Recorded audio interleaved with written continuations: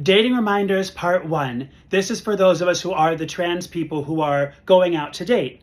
The first one, I'll give you 3, and I'll think of more later. The first one is always be yourself, right? It's so interesting to me that in any community, transgender or otherwise, it's usually when we're going out to make that first impression or that continued impression. Of course you want to impress. Of course you want to have people see the best part of you and the best side of you, but just make sure that it's you. You have come so far in your acceptance of who you truly are and embracing your identity. Don't shove all that backwards and go in reverse just because you feel like someone may not totally get your journey or understand where you are, okay? That's number 1.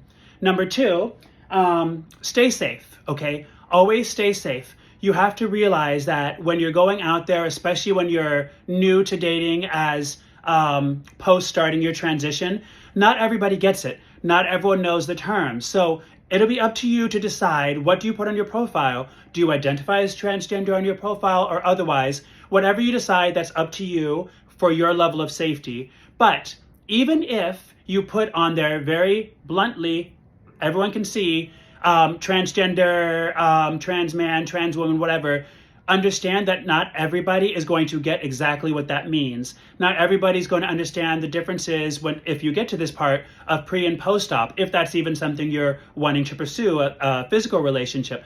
Those are things that you're going to probably have to explain further. So always be careful, always be safe, and just know that not everyone is going to understand exactly what it is that you're trying to tell them through the profile.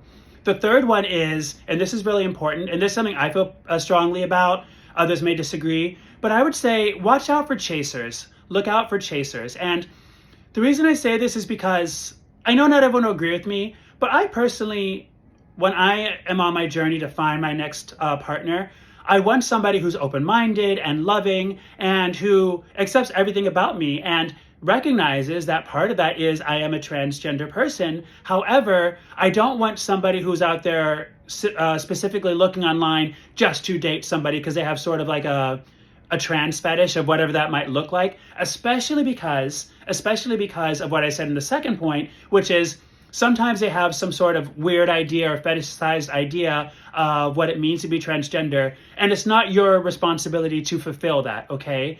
If they are open, they ask questions, that's great. But if you get the notion or the feeling that they're just out there because they're some sort of transgender chaser, for me, that's somebody to stay away from. Otherwise, happy dating. I'll be back for more.